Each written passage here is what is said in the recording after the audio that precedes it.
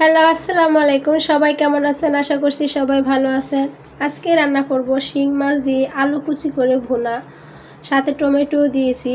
তো আমি মোটামুটি সব কিছুর সাথে টমেটোটা খুবই পছন্দ করি। তো চলুন আজকে দেখিয়ে দিই আমি এই রান্নাটা কিভাবে করি। প্রথমে একটি প্যান বসিয়ে দিয়েছি তেলটা গরম হয়ে গেলে আমি তাতে দিয়ে দিব মাছগুলো আমি ভালোভাবে ভেজে নিচ্ছি এবং উঠিয়ে রাখছি একটি বাটিতে।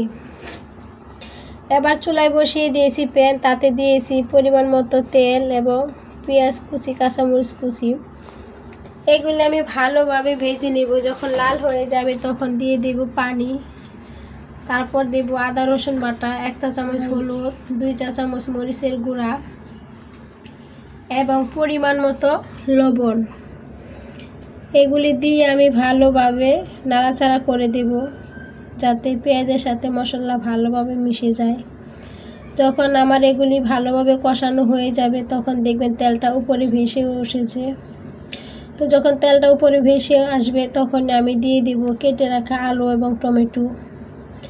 এগুলি দিয়ে আমি ভালোভাবে নাড়াচাড়া করে দেব যাতে মশলার সাথে আলু টমেটোগুলি ভালোভাবে মিশে যায়।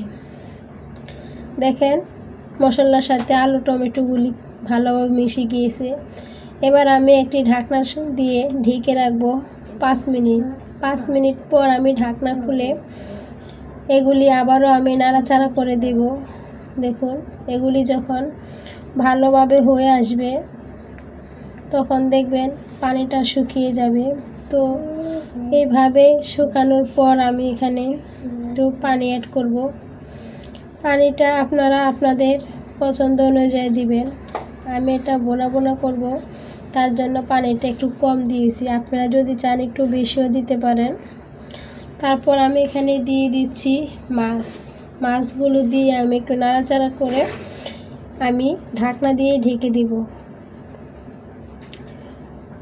5 মিনিট পর ঢাকনা খুলে যখন বলক চলে আসবে তখন আমি আবারও একটা খুন্তির সাহায্যে এগুলো আমি নাড়াচাড়া দিয়ে দিব যাতে নিচে না লেগে যায়।